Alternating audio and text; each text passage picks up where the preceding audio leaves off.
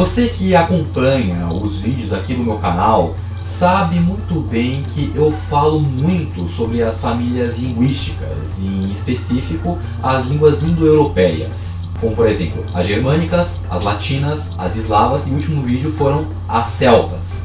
Elas todas compõem essa família. Porém, o que é essa família além disso?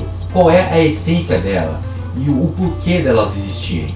Perguntas que não querem calar merecem respostas para calar. Então já vai deixando o seu like, sua inscrição, seu sininho e... Senta que lá vem a história. Muito bem, essa família linguística é formada por diversas e várias línguas e dialetos. Você deve estar pensando que inclui somente as da Europa, não é?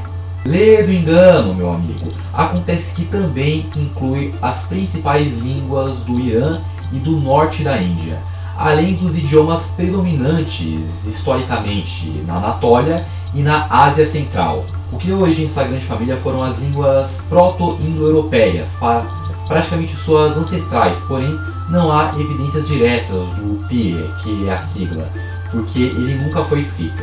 Todos os sons e palavras do PIE são reconstruídos a partir das línguas indo-europeias posteriores, usando o método comparativo e o método de reconstrução interna.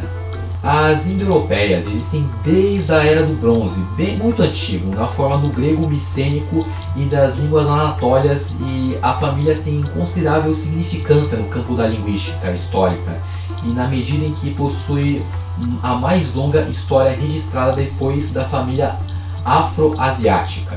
Agora, os idiomas dos grupos indo-europeus são falados por aproximadamente 3 bilhões de falantes nativos, o maior número entre as famílias linguísticas reconhecidas. A família sino-tibetana tem o segundo maior número de falantes, enquanto diversas propostas controversas fundiram o indo-europeu com outras das principais famílias linguísticas. E para falarmos de um idioma, temos que falar do povo que deu origem ao mesmo. Grande parte, mas em específico, a maioria das civilizações que se desenvolveram no continente europeu, nas regiões da Ásia Central, a famosa Índia, e da Ásia Menor, regiões da Turquia e da Armênia, etc., bem como nas planícies iranianas, descende deles. Esses povos se caracterizaram pelas intensas levas de migração e pela formação de cidades nas regiões que eu mencionei. As cidades gregas como Atenas, Esparta e Tebas, por exemplo, foram fundadas por indo-europeus, como os dórios, os jônios, e os aqueus e os eólios. Os principais instrumentos de estudo de tais povos é a análise comparativa das línguas. Essa análise comparativa existe desde a Idade Antiga, quando a expansão do Império de Alexandre o Grande formou o mundo helenístico, no qual aparecem diversos estudiosos interessados em registrar as riquezas culturais das regiões conquistadas por aquele garanhão. Entretanto, foi apenas no século XIX, com o aparecimento de disciplinas especializadas em civilizações antigas, que se desenvolveram os interessados especificamente na história e a evolução das línguas. Agora, voltando a falar sobre os idiomas, sugestões de semelhanças entre os indianos e europeus começaram a ser feitas por visitantes daquele continente, a Índia, no século XVI. Por volta de 1583, o padre Thomas Stephens, um missionário jesuíta inglês na província de Goa, na Índia. Olha, importante ressaltar, uma pausa importante ressaltar, de que Goa foi uma colônia portuguesa por anos e que atualmente se fala o idioma português naquela região da Índia. Ele notou uma semelhança entre os idiomas daquela nação, como o Konkani, o grego e o latim. Essas observações foram inclusas numa carta de sua para seu irmão, que só foi publicada no século XX. Agora, o primeiro relato a mencionar o sânscrito veio de um mercador florentino italiano chamado Filippo Sassetti. Ele viajou ao subcontinente indiano e esteve entre os principais observadores europeus a estudar a antiga língua indiana. E assim ele escreveu em 1583 e notou diversas semelhanças entre as palavras do sânscrito e do italiano. E eu vou estar colocando aqui, caso alguém queira dar uma conferida. Dá só uma olhada aqui na tela. Infelizmente, nem as observações de um nem de outro levaram a maiores estudos acadêmicos. Só que outro linguista e acadêmico holandês, dessa vez um holandês conhecido como Marcus Aurelius van Boxhorn, notou a semelhança entre as línguas indo-europeias em 1647 e sugeriu a existência de um idioma primitivo comum que ele chamou de Cita.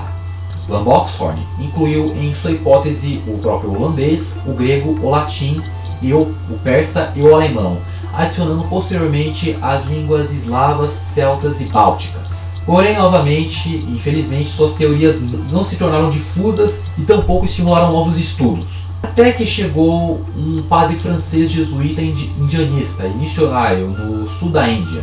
Esse padre era Gaston Cordoux, e junto com outros estudiosos fizeram observações semelhantes. Cordoux chegou a fazer uma comparação minuciosa nas conjugações do sânscrito, do grego e do latim no fim da década de 1760, sugerindo uma possível relação entre eles. A hipótese só ressurgiu em 1786, quando o Sir William Jones, jurista britânico e também juiz da Corte Suprema de Calcutá, deu sua primeira palestra a respeito das semelhanças entre as 4 das línguas mais antigas conhecidas na sua época: o próprio latim, o grego, o sânscrito e o persa. E o primeiro a usar o termo indo-europeu foi o físico e médico e egiptólogo britânico Thomas Young, em 1813, que se tornou um termo científico padrão através da obra do linguista e professor da Universidade de Berlim, o alemão Franz Bopp, cuja comparação sistemática dessas e de outras línguas antigas deu suporte à teoria. A gramática comparativa de Bopp, que surgiu entre 1833 e 52, é considerada como um ponto de partida para os estudos indo-europeus, como uma disciplina acadêmica. E olha, meus amigos, esse cara foi considerado o fundador da linguística comparativa. A filologia, que é o estudo dos textos antigos e arcaicos de determinada língua, e a linguística, que é o estudo dos idiomas, foram decisivas no processo de rastreamento da história dos povos indo-europeus. É a partir da comparação entre línguas como o sânscrito, o idioma falado na Índia, e o persa, falado atualmente no Irã, bem como entre o latim e o grego. Os intelectuais do século XIX, como o próprio Bopp, o Jacob Grimm, Wilhelm von Humboldt e Max Miller, passaram a utilizar a expressão indo-europeu em referência a uma fase da história em que havia certa unidade entre todas essas línguas. E atualmente, nos dias de hoje, as línguas indo-europeias são faladas por 3,2 bilhões de falantes nativos em todos os continentes habitados. E cara, quantas vezes você mesmo não vê por aí pessoas aprendendo um idioma dessa mesma família? O próprio inglês é um idioma indo-europeu, o francês, espanhol, celta, enfim. Aqui nesse continente que chamamos de América do Sul, América do Norte, Europa, está recheado dessa família. Claro que temos línguas dos nativos indígenas, mas cara, as europeias são muito mais predominantes e fortes. E obviamente a colonização de países da Europa nas grandes navegações ajudou muito na disseminação dos idiomas. O Brasil, os Estados Unidos, o México são provas vivas disso, e os que estão ao nosso redor nem se fala. Só que 3 estudos genéticos recentes em 2015 deram apoio à teoria da renomada arqueóloga lituana Marija Gingutas, de que a difusão das línguas indo-europeias teria se dado a partir das estepes russas. E a essa altura do vídeo você já deve saber quais são os grupos que fazem parte dessa grande família. Mas eu lhes digo que existem mais grupos, eu não vou citar porque senão o vídeo vai ficar imenso. Mas os estudos sobre as origens dos povos indo-europeus continuaram no século XX, por intermédio de outros filólogos e estudiosos como Georges Dumézil, Eric Albach e Vladimir Prop, por meio da análise comparativa dos textos e das línguas. Até os dias de hoje, essas investigações prosseguem, haja vista a profundidade e a importância que esses povos tiveram para a formação das civilizações da Europa e de parte da Ásia. Também vi essa matéria de 2013 da BBC, que eu vou deixar o link aqui no primeiro comentário fixado, que diz muito sobre a língua proto-indo-europeia e que deu origem a essa família que tratamos no vídeo de hoje. E essas, meus amigos, foram as línguas indo-europeias, sua origem e por que elas existem. Muito obrigado a você que assistiu o vídeo até aqui. E pessoal, eu vi muitas pessoas me criticando no último vídeo de maneira construtiva, não destrutiva, que eu tenho dificuldade de pronunciar às vezes as palavras. E o erro do vídeo das línguas românicas que eu sem querer troquei, eu tirei um L da palavra cavalo. Olha, eu peço desculpas a você. Precisamos lembrar de termos sempre autocrítica ao nosso lado. Eu peço muito obrigado a você que me criticou de maneira construtiva. Beleza, pessoal? Muito obrigado a vocês, pessoal, por terem assistido mais um vídeo. Não se esqueça de se inscrever no canal, ativar o sininho, as notificações do sininho também, dar o like, deixar seu like e também me seguir nas redes sociais, beleza? Obrigado, pessoal, valeu, falou e fui!